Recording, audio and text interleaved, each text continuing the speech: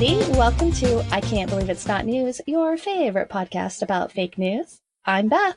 And I'm Kelly. Hey, Kelly. How's it going today? Pretty good.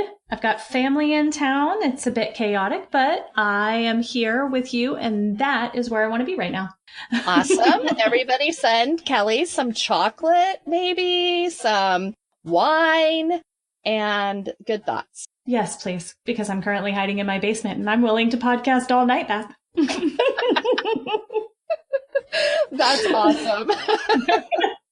So real quick, I'm going to tell them where they can find us. So if you like this episode, be sure to rate, review, and subscribe on Apple Podcasts or wherever you get your podcasts. Throw us one of those 5-star reviews so more people can find us.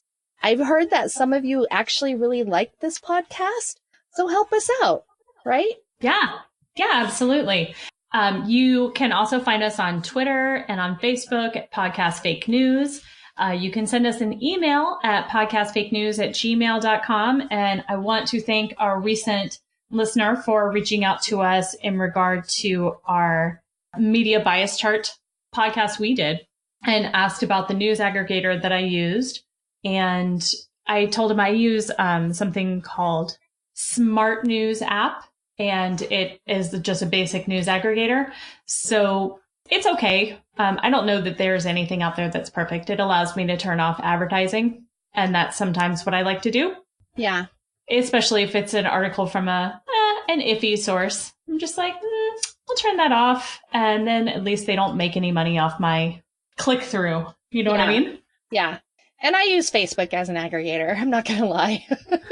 Yeah, actually, to be honest, I really like Twitter for my news because so Facebook is like family and friends, and some of my family and friends are great news sources and some of them are not. But Twitter, you can really make it your own. And I follow a lot of journalists. I follow a lot of news outlets that I trust. And so I find that I actually get really good news from Twitter. Oddly enough. That makes sense. And it's kind of like, it's like the news aggregator that you make yourself. It is sprinkled with, in my case, it would be sprinkled with a hearty dose of comedians, because that's a lot of what I follow on Twitter, because I joined a really long time ago and I'm going back slowly but surely. Well, you follow us, right? I do. I follow us at Podcast Fake News at Twitter. And based on our last episode, which was about satire, we actually went ahead and started that satire blog that we were joking about called Alternative Facts. So yes, now that you're following us, you're following another comedian, me, as I write satire, which is really fun and I love it. And if you guys don't like satire articles, too bad. I'm gonna put like 3 to 5 a week out. So I'm having a blast doing it. You are very prolific with your satire articles, and I love them. Every time I read them, I really, really enjoy it, which I don't always feel that way always about satire, but I did really enjoy yours, and it's really fun watching how many articles you come up with. There are times that you send me things, and I'm like, who wrote this, Beth? You're like, I wrote that. Good job. I just put out one tonight called Perry Mason to Lead Trump Legal Team. He's on the case. He's on the case. I addressed the fact that he's no longer living in the article, so but Trump's not concerned. Even better. Yeah, no, he can't fire them. Right. So anyway, check out the satire blog. Feel free to put some comments on there, put some likes on there, and I'll keep satiring away. So, well, Kelly, what do you want to talk about this week? I want to talk about science. Oh, I'm not good at science. That's okay. Okay. That's okay.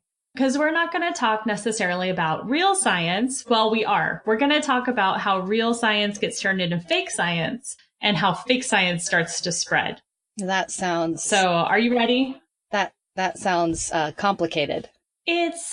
I'll try to keep it simple. We'll try to keep it simple for everyone who's listening who's not a scientist. If anyone is wondering, I did work in cancer research clinic for 5 years. Oh. I am not at all going to say that I am the science expert. I worked administratively, but I did come in contact with a lot of things, and I had to read a lot of peer-reviewed articles. I had to edit some peer-review articles for clarity and for grammar. So surgeons are not always the best grammatical, but that's okay.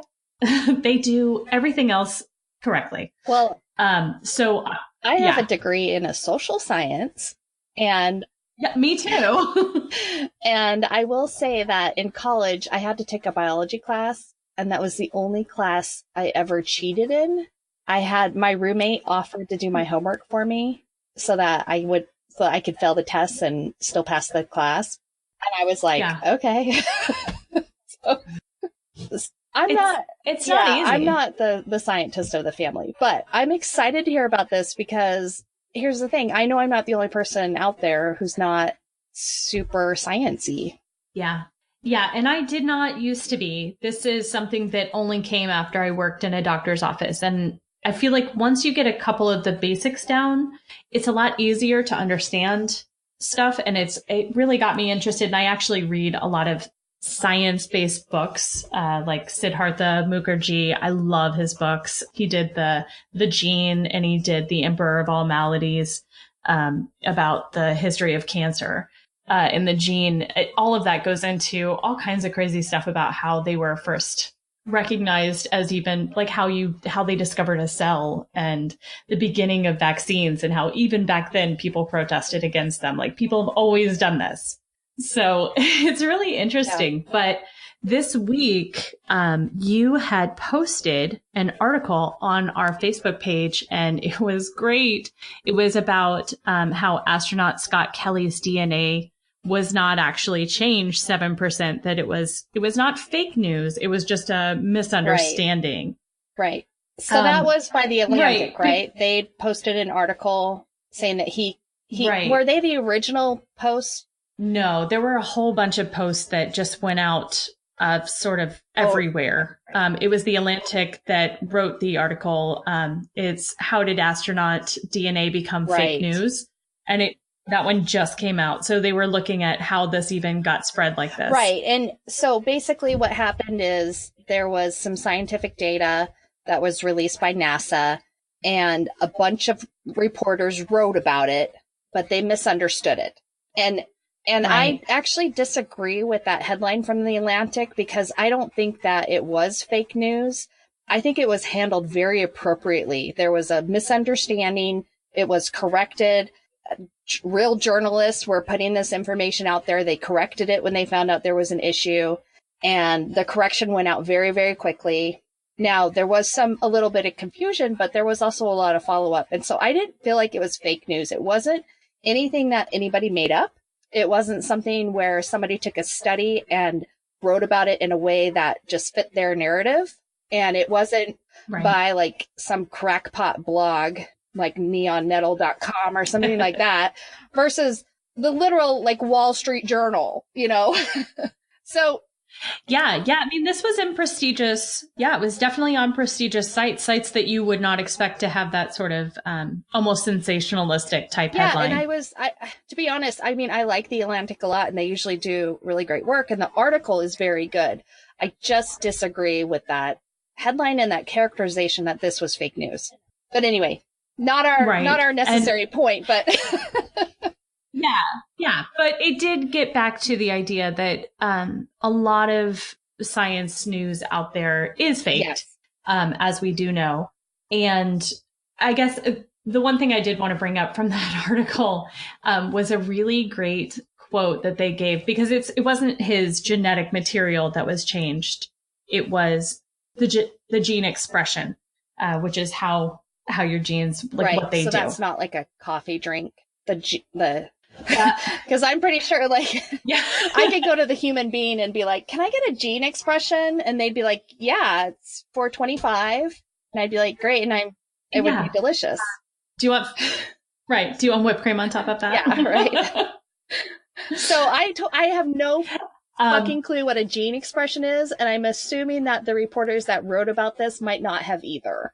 Yeah, and I think that that's something you are going to sometimes run into, because there are not many news sources that have a scientist on their call list that they can just say, what does this mean? Is this correct, what we're writing here? That's not how it normally happens. Yeah, so and even if they... You are going to have some...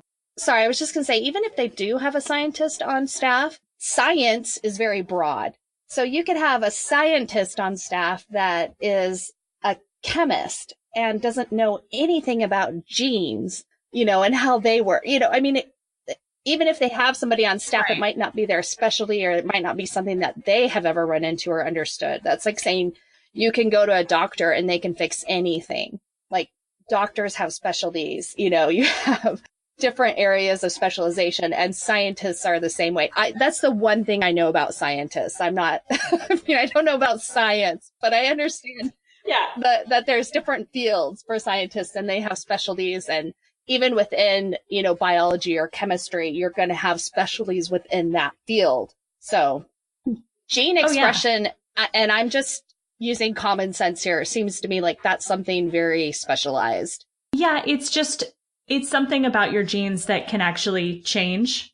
Your DNA your DNA is not going to usually change after you're born. It would take something very drastic, maybe obviously much more drastic than being in space for a year. So what you're saying, and that's pretty what you're saying on this podcast is fake news cannot change your DNA.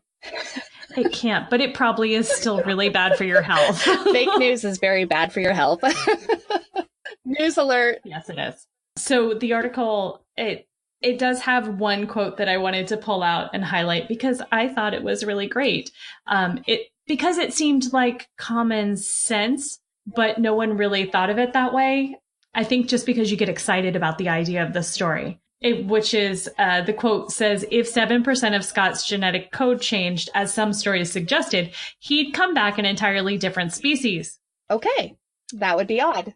I want to know what species you could be if your 7% of your DNA changed. I want to know. I want to know, does it mean you would have maybe wings and feathers? Does it mean you'd have a tail? Would you turn entirely into a different animal? I didn't go that deep into it, but I kind of want to know what would happen if just 7% changed. Just that tiny little tweak. What I liked about that article, too, is it talks about how Scott Kelly himself believed it when he read it.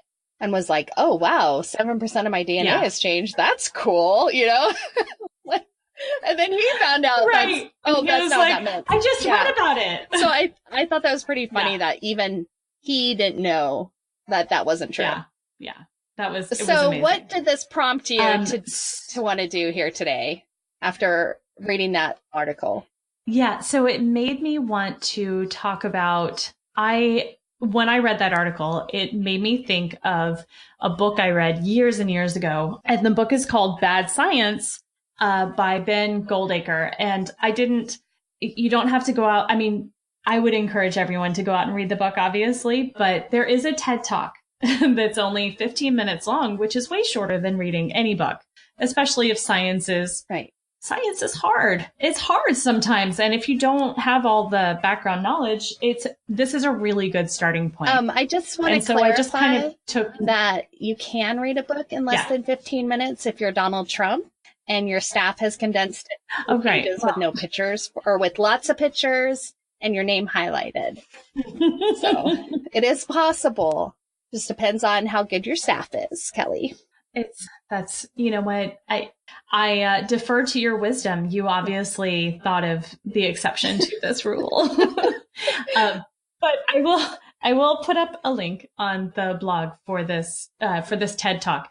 It's by Ben Goldacre and it's called Battling Bad Science. And it's a good one. And what he did is it's really good. He talks really fast, but it's okay. I like that. Yeah.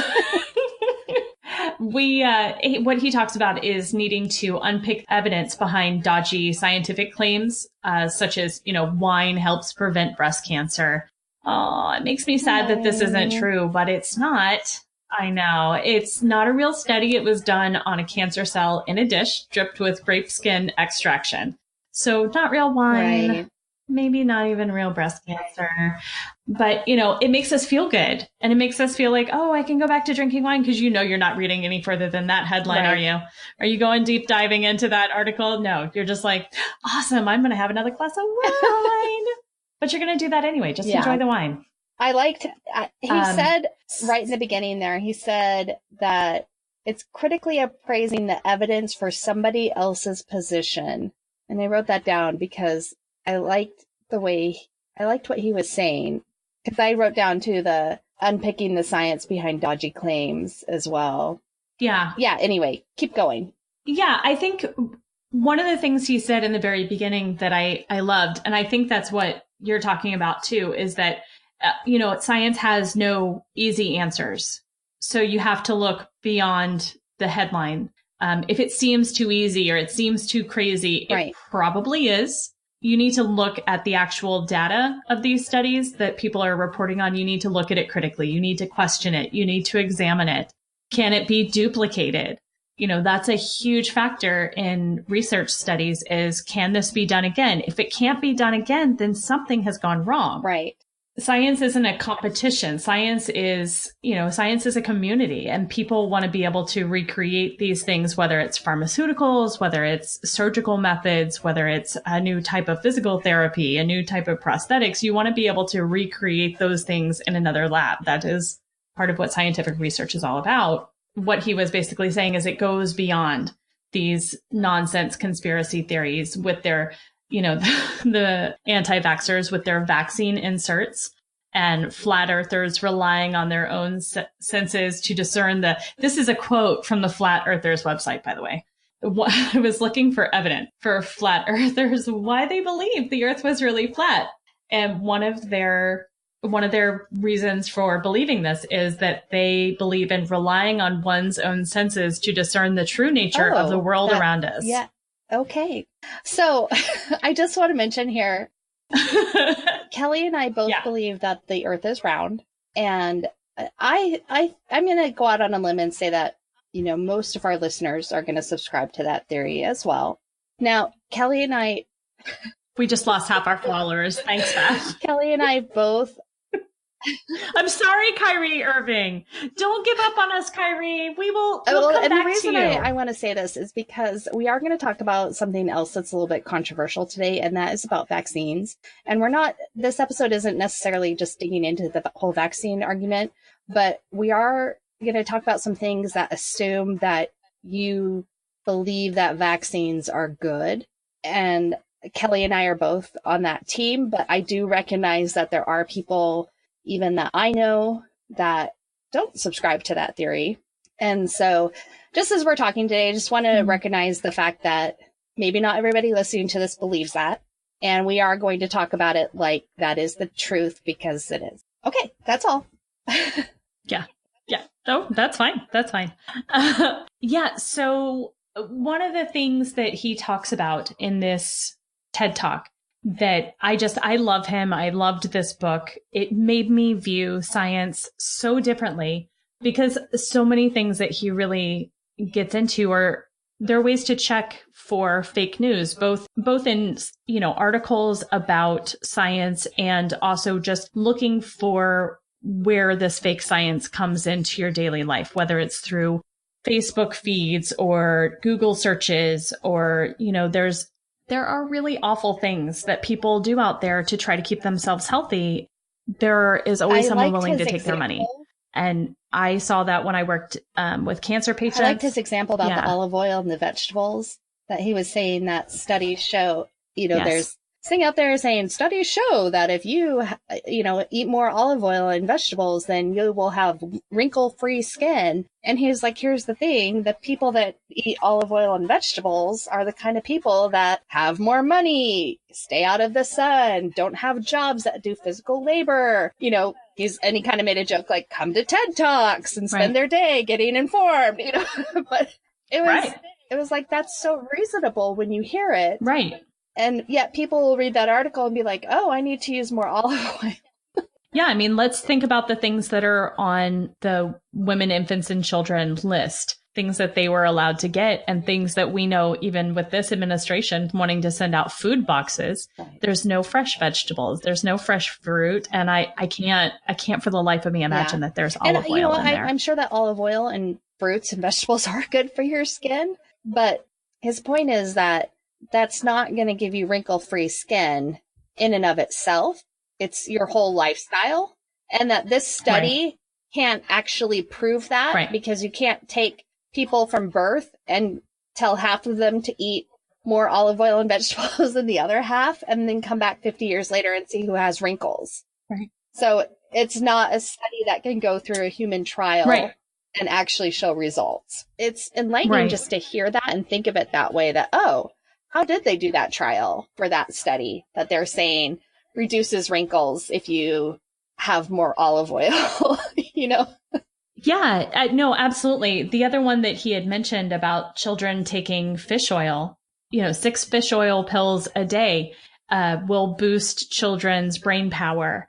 And they did a study over a year, but what did they do? They had no control group, which means that they were only looking at the kids taking the medicine. They weren't comparing them to any other group, which is what you have to do. That's part of your research protocol. You have to have a control. Otherwise, you have no basis for comparison. I also liked what he said about when you see the drug companies do the testing, that you really have to look at, first of all, did they have a placebo group?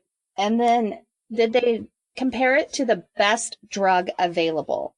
Because he's like, if there's a new drug coming out and there's already a drug that works, and this company is trying to show whether or not their drug works better, if they test it against a placebo, that doesn't give the doctor the information that they need to know if it works better than what's already available. And I was like, oh my gosh, that's amazing. What a good point. Like, absolutely. Like, both drugs could work, but which one works better? That's what he needs to know as a doctor. And then he said a lot of times they'll often use the wrong dose as well in the comparison trials. And so the one drug will look fantastic compared to the other one because they're giving the other one at the wrong dose, which is evil. And it's crazy. It is. I mean, whether it's too high or too low, it's not, it's very unethical. And then he brought up Tamiflu, which I was like, excuse me, I just stopped. I took that Tamiflu when I had that Russian flu. So I was like, eyes glued to the screen. I'm like, oh my God, what's he going to say about Tamiflu? But it was interesting. It wasn't horrible. Yeah, it was just that they can't get all this research actually released from the place that did all the research for it. And that's a huge issue. So one of the things I wanted to look at was I actually wanted to use some of the metrics that Ben Goldacre had mentioned in this TED Talk and also through his book to find how to discern junk science articles. So fun. Yeah, so much fun. I don't want to alarm anyone, but there are a lot of them out there. And I mean, I am not officially trained as a scientist, but it took me less than, I would say, 20 minutes to debunk an article that I found on one of my favorite fake health news sites, naturalnews.com. Have you heard of it? Yeah, I think Elizabeth and I actually used an article from them way back in episode 2. So they have been on our radar for quite a while. And I just pretty much ignore everything from them because there's so much crap on their site that it's not even worth trying to dig through and figure out something good. Right. Well, that's where I went because I knew that they would have a fake news article that would be pretty easily debunked. Yeah. So the article that I found that I decided to use is called Magnesium Found to Treat Depression Better Than Antidepressant Drugs.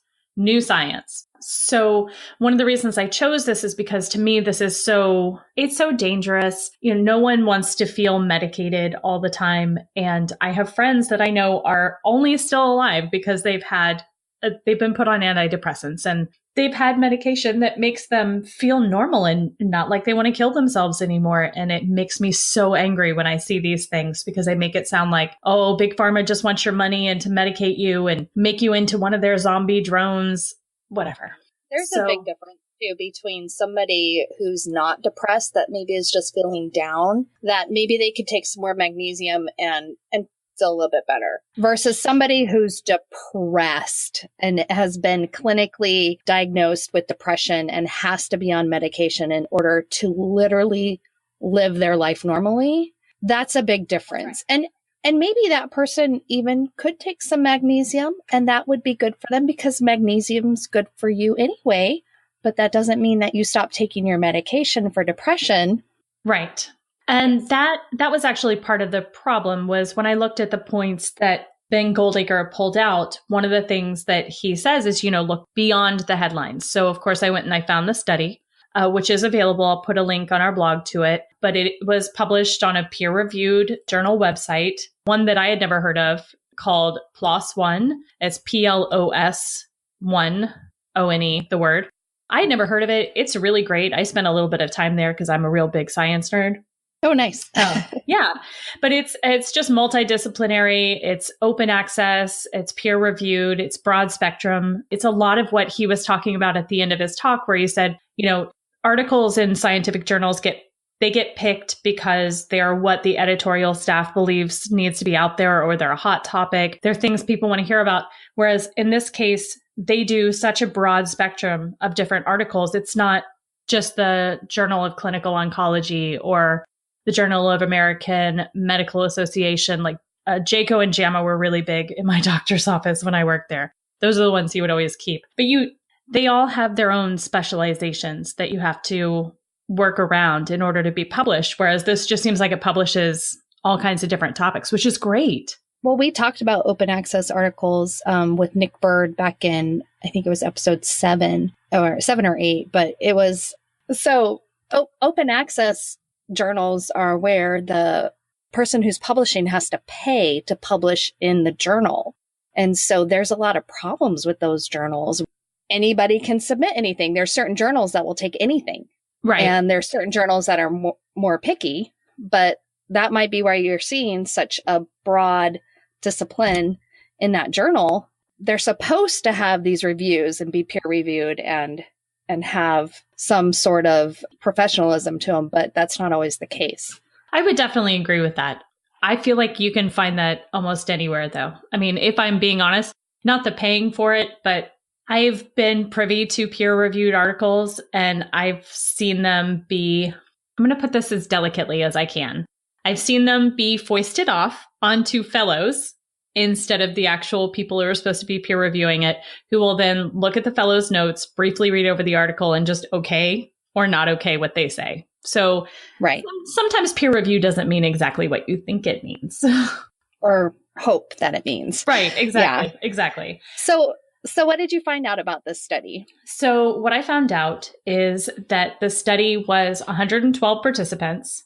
It actually was 160 something, but only 112 actually stayed throughout the study.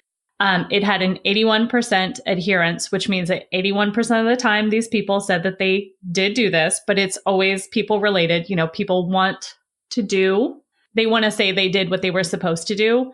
So sometimes I can give you a false positive because, these people weren't held in cages or anything. So right. 61% said they would use it in the future. However, this was the troubling part. There was no treatment control, which means, how we talked about before, that if you're going to have a study done, you need to have a control group that takes the best treatment available at the time. Now, the article from Natural News says that depression treated by magnesium better than antidepressant drugs. In this case, they did not give the control group any treatment whatsoever. So what they're saying, so what they have basically said is that magnesium helps a little bit if you're not taking anything else. Right. Right. So one of my problems over and over with articles like this is the article on Natural News gives a basic dosage these people were given, but we all know that people will take additional dosages of natural products because it just seems like people don't believe dosages for natural. They want to double the dose or up the dose because they believe if it's natural, it's not harmful. But magnesium really can be. It builds up in your system. And if you do take too much, It can cause irregular heartbeats. It can cause low blood pressure. It can cause a coma, and it can even cause death. So I found this really irresponsible. And I say that about the natural products because you see this happen. Like, I think most people have seen that picture of the guy who turned blue from taking too much of the colloidal silver. Do you? Oh, yeah. I'll put a picture of him up on our blog because he legit turned blue. He looked like Papa Smurf because he was taking too much of this, and people swore by it. And there's no, that you really have to watch dosages when they're going to do treatments like this. But again, I don't trust a study that doesn't have a control group using the best available treatment. And we know that the best available treatment for clinical depression is not nothing. Right. And this, I just did a really quick search of like, what is magnesium used for? And it looks like it can lead to stress and maybe some anxiety if you are low on magnesium. So like I was saying, like if you're normally not depressed and you start feeling sad or depressed or anxious or whatever, and you want to try taking some magnesium to make sure that you have the proper levels, great. Sure. Why not? Go for it. Maybe also drink some St. John's wort tea, whatever you want to do. Right. But if you have a clinical depression where you're on antidepressants to maintain a normal mood, right, you're probably not just magnesium deficient. You might be, and maybe that'll help you. Right. But it's an addition. And you're right. You also have to watch how much you're taking, though. You can't just be like 85 magnesium pills a day. Right. Right. Exactly. And that's why I wanted to share this, because it's one of those cases where, yes, there's a little bit of truth, but upon that truth, that tiny kernel of truth, you have built a gigantic lie into your headline, into everything, because what people are going to remember the most is the headline that you've written, which says magnesium treats depression better than antidepressant drugs. And there is no truth in that statement. Right. Even if there's a tiny kernel of truth inside the actual article. And that's why I wanted to bring that up, because I felt like it took me less than 20 minutes to do that. I just had to look for the study and read the abstract of it. And you got that this is not what they're saying. Right. But you have to know what to look for. You have to look for that control group. You have to look at what they took and what dosages they took. So it's not easy. So I also have an article to share. Yay! Would you like to hear about it? Yes, I please. didn't go the health route. I went global warming, just a little thing. Oh, just that tiny issue we're dealing with. Tiny little issue. As we say this, it is currently a northeaster up in the northeast of the United States. It's almost April. It's spring break. Why not? Why not have some snow? I mean, sure. We were supposed to be done with winter, like 6 weeks ago? Oh, Kelly, stop being such a snowflake. I know. They're just snowflakes. Okay, so I found this article on Breitbart, and this is from June 6th of last year by a guy named James Delingpole. And it says, Delingpole, which is the author's last name, and then like a quote, "Global warming is a myth," say 58 scientific papers in 2017. So this article up front, I will tell you, is so much propaganda. It's literally, it's like one of those little things that you squeeze, like stress balls, and like it pops out, of like your top of your hand and the bottom of your hand. Yeah. If you squeeze this article, the propaganda would just like ooze all over your hand. No, that isn't, I don't know that I like that analogy. I don't want propaganda on my hands. Why is it so sticky? This guy has propaganda all over his hands. I'll tell you that. He says things like, in other words, the so-called consensus on global warming is a massive lie. And Donald Trump was quite right to quit the Paris Agreement, which pretended that the massive lie was true. By global warming, these papers don't, of course, mean the mild warming of around 0.8 degrees Celsius that the planet has experienced since the middle of the 19th century as the world crawled out of the Little Ice Age. Pretty much everyone, alarmists and skeptics alike, is agreed on that. What an asshole. Just like right there. And so then he goes on to say, rather they mean global warming in the sense that is most commonly used today by grant-truffing scientists and huckster politicians and scaremongering green activists and brainwashed mainstream media environmental correspondents. Global warming, as in the scary, historically unprecedented, primarily man-made phenomenon, which we must address urgently before the ice caps melt and the Pacific Islands disappear beneath the waves and all the baby polar bears drown. You know what? He can sound like some propaganda. Yeah, he can go fuck himself. I'm really worried about the polar bears. Sorry, I don't want them to fucking starve and die. Sorry. So he has all these charts in here, and basically this article is pulled from a blog, and there's all these charts, right? The thing is, these charts are real, but let's see what actually they mean. Okay. So are you saying they took information and used it incorrectly? Yeah, he did. So Snopes has an article about this. It says, did 58 scientific papers published in 2017 say global warming is a myth? And it says an article on Breitbart News used flawed interpretations from a climate skeptic blog to amplify a grossly inaccurate understanding of climatological research. So they gave it a false. Now, here's the thing. So an author of one of the studies included in the No Tricks Zone list. So that blog is called No Tricks Zone. Mm-hmm. And he's the director of the University of Maine's Climate Change Institute. He said, they are absolutely incorrect. 4 exclamation points. Quite the opposite. The paper deals with the impacts of greenhouse gas warming and Antarctic ozone depletion, both human caused, and describes future scenarios. Yet another example of downright lies. So the author is saying that this guy is lying about his study? Yes. The author of the actual study, the actual chart that this guy, what was his name, James or something, put into his Breitbart article. Yes. He was outright lying. And another one said, my study and almost all I saw mentioned on the blog post are studies of climate change in the past. My study investigates connections between different parts of the climate system during climate events that happened over 10,000 years ago. Studying climate change in the past can provide context for recent climate change. However, my study in no way investigates or tries to attribute the cause of recent climate change. It does not deal with the human influence's on climate at all. So this study didn't even relate to the article that he posted. Yeah, and there's another one. This one's short. It says, I do not agree with the assessment of my work. The seawater temperature data clearly show a warming.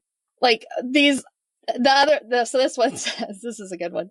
The article on Breitbart.com is so bad that the author did not even realize that the figure extracted from my paper is not new data record, but the record of the northern Spain atmospheric temperature anomaly produced by another group in 2011 that I have used for comparison. Oh, just basically, I mean, this guy is just talking out of his ass. That is my professional opinion of this article. He's talking out of his ass. Which, honestly, that's a scientific miracle maybe he needs to write a fucking article about, right?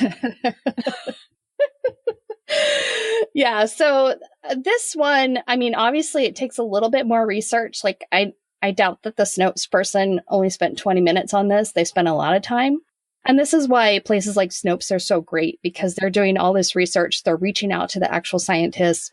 Normally, I mean, if you and I reached out, like, we're probably not going to get a response. But if the author sees like, oh, hey, Snopes is reaching out to confirm, they're going to respond.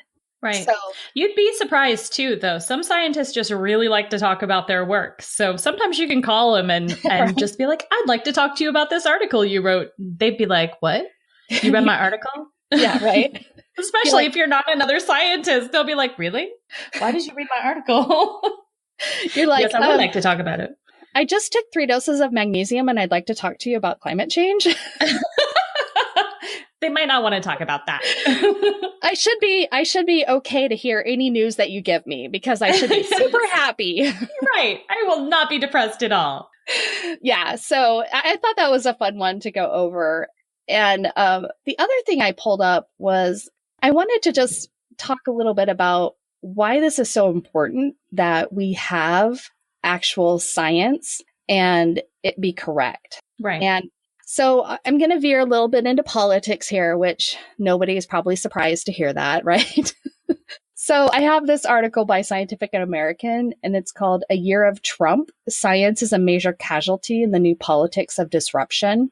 Right. It was originally from December 14th of 2017. It was updated on January 19th, and it's by Tanya Lewis. And she just talks about how his presidency has triggered like these huge shifts in how science is being approached and how it's being funded and how it's not good. I mean, we have like all these empty cabinet positions that haven't been filled yet. It's 2018. It's been over a year since he's been in office. Right. And we have a joke running the EPA. It's oh yeah, completely. We don't have, I mean, even the offices that are filled with people who have no idea what they're doing. She said, not all of the news has been bad for science. In some areas, Trump and his team have largely stayed the course, and research agency budgets have yet to be determined. But many feel the president's overall actions to date do not bode well for the U.S. scientific leadership, both at home and abroad.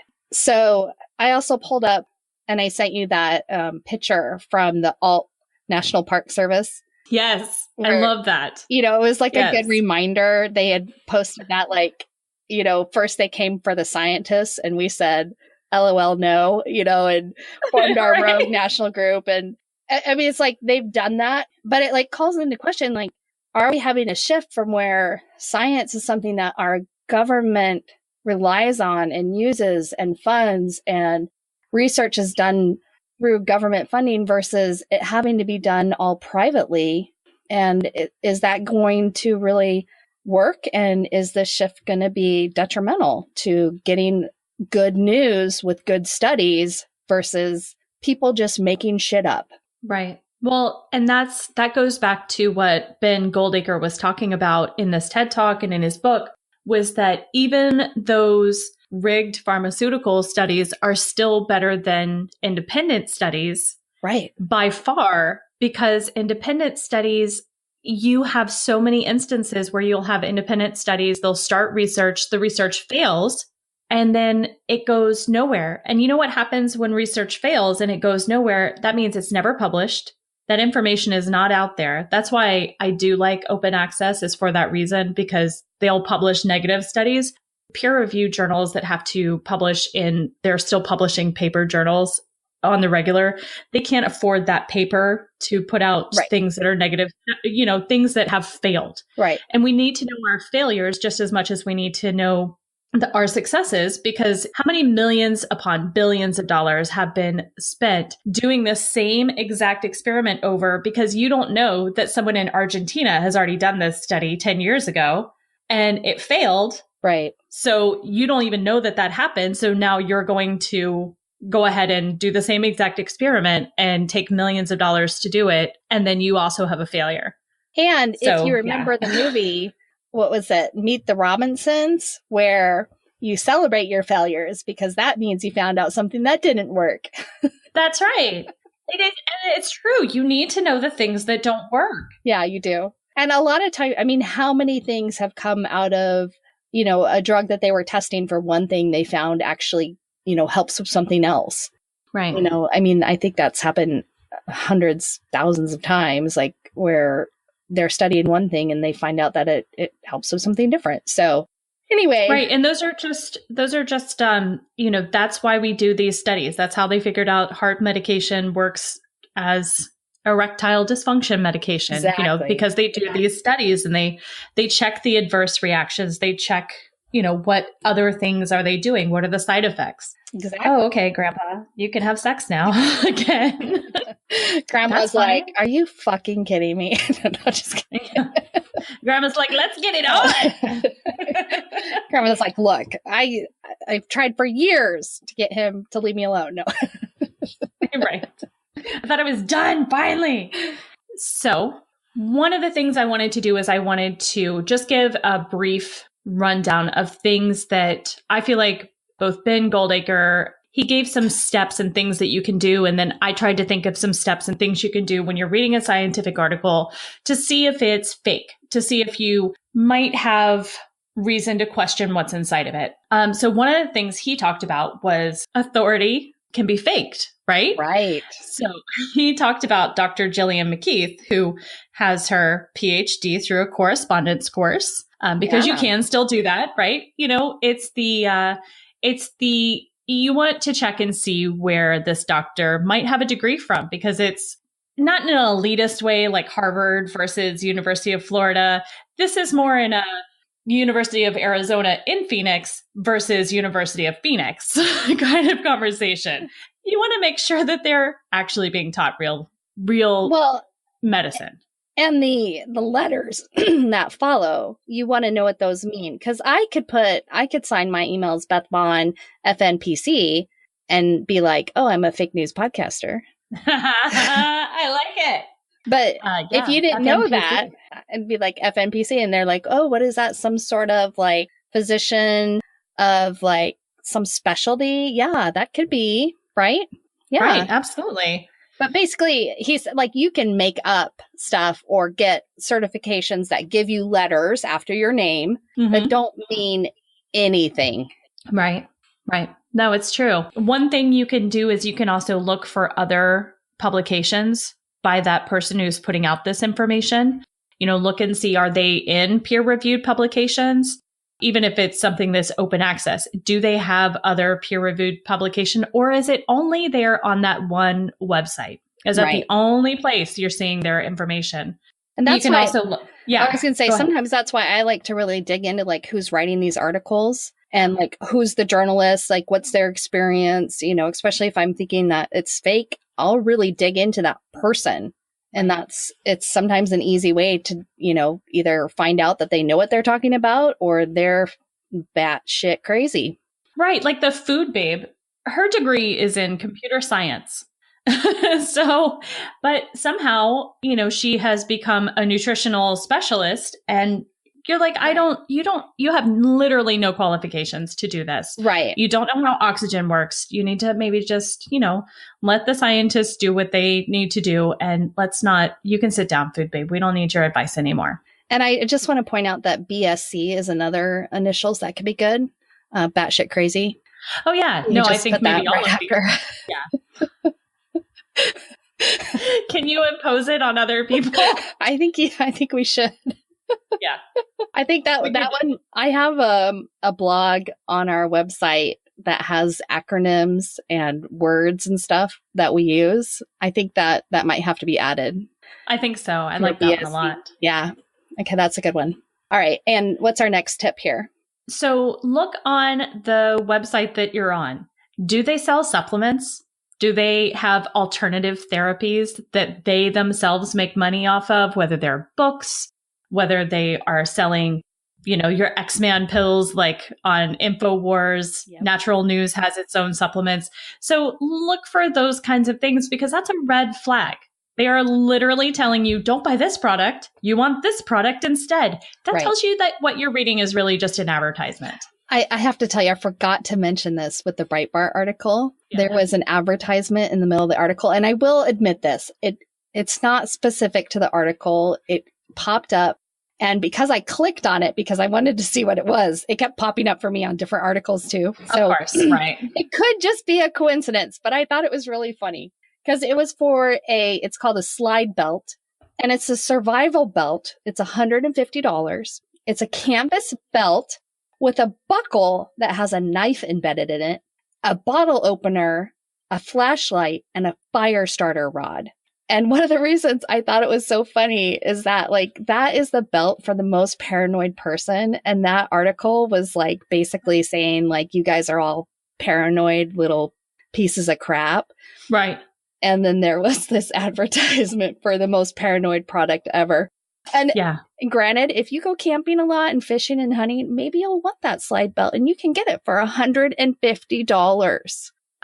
That feels like, I mean, and the maybe blade, the blade is tiny. It's tiny. Is it? It's not what you would want for like fishing or hunting or anything. I mean, it's a barely there knife. I was like, oh, that's it. It sounds like a serial killer belt. I'm Ooh. sorry. That's all I thought when you said that. We're gonna send that over to My Favorite Murder.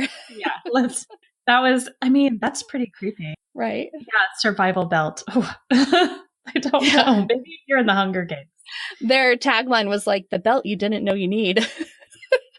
Okay, just had to mention that. That's creepy. So I did come up with there were just a couple of things like, let's be wary of literal snake oil products, where they, we all know the story of how snake oil used to be made. That's how the medical con men first started. They became a big trope in Western, like old Western movies. You have things like you have ear candles, you have those detox foot pads, you have homeopathy, you have the one that is most egregious to me, of course, is MMS, which are the bleach enemas and bleach pills that you find there is a lot of secret Facebook groups of parents who do this to their children who are usually disabled. It bothers me so bad. I try to get them shut down. Every time I find a new one, I try to get them shut down. It doesn't always work, but they are awful. They are awful. And it makes me really upset that people do that to their own children and people make money off of it. It's awful. Right. So yeah, I just wanted to bring up a couple of the ones that are just terrible and just don't do any of those. Don't use any of those things, guys, please. If nothing else, don't use those. And it's not that vitamins aren't real and it's not that absolutely. Natural and alternative things can't be real and can't, have a really good benefit. My sister is a natural healer and she does a lot of things that are incredible. And I think it's sad when you see things like that make people weary of actual things that can help. And I think it's really about, and this is just me like going off on my high horse here, but it's really a combination of bringing Western medicine and Eastern medicine together and finding that balance. Because Western medicine can be overly, you have to have surgery, you have to have medication for things that, maybe you could take some magnesium, you don't need a lobotomy, right? Like we've had some bad medical history. But there's also like, sometimes you do need medicine and you do need surgery and you shouldn't be relying on magnesium to solve your problem, so there's that balance. And you do have to use, some good old common sense is what it really comes down to. And then we also need to be able to trust the people that are writing these articles and studies. And if we find that they're not being sincere or they're not giving good information, we need to call them out on it because we have to be able to, we're not scientists and we can't be running around and, asking every single scientist, they're not going to respond to 80,000 emails that they get, from everybody going, is your study legitimate? So I'd say, if you find something that's not legitimate, look into calling that person out, like Kelly's doing with those Facebook groups that she's finding. Call them out. Let them know that it's not acceptable. And if it's a website or whatever, put a warning on there for other people in the comments. Yeah, absolutely. I mean, it's better than doing nothing.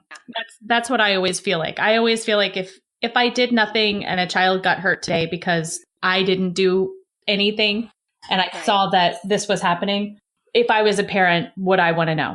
So that's where I go with it. And feel free to end all your comments with spread jam, not lies. Yeah, feel free. Feel free.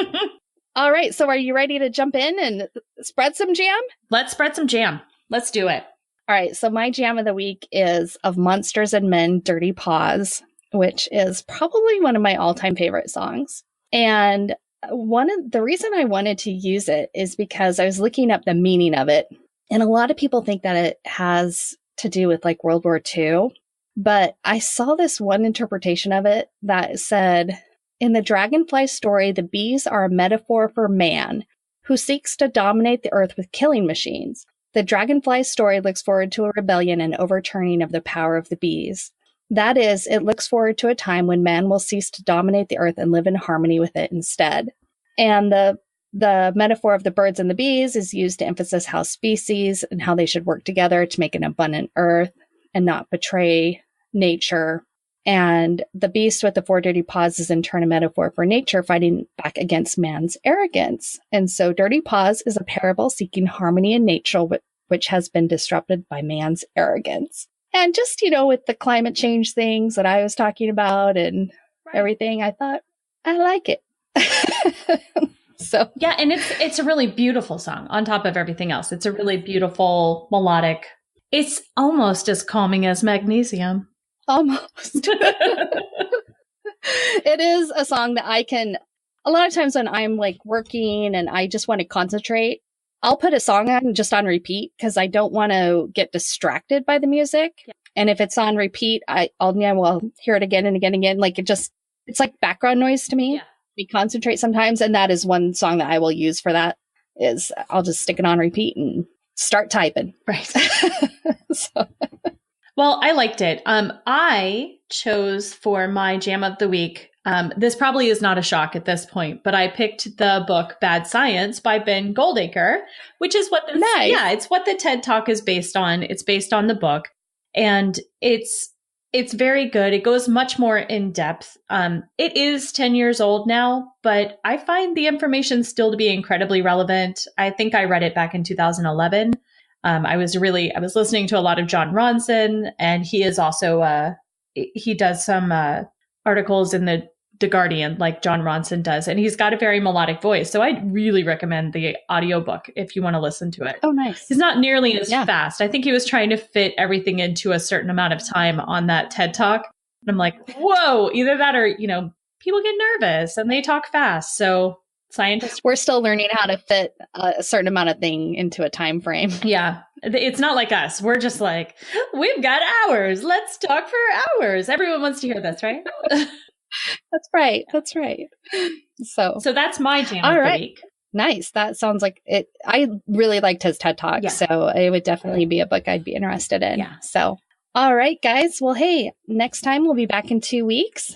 And we are getting really close, Kelly, to the 1-year anniversary of the podcast. Oh, good. So that is coming up. We're going to do a little, something special. Yeah. For the 1 year. We'll have to figure out something nice. Yeah. Yeah. So, all right, guys. Well, until next time, don't forget, spread jam. Not lies.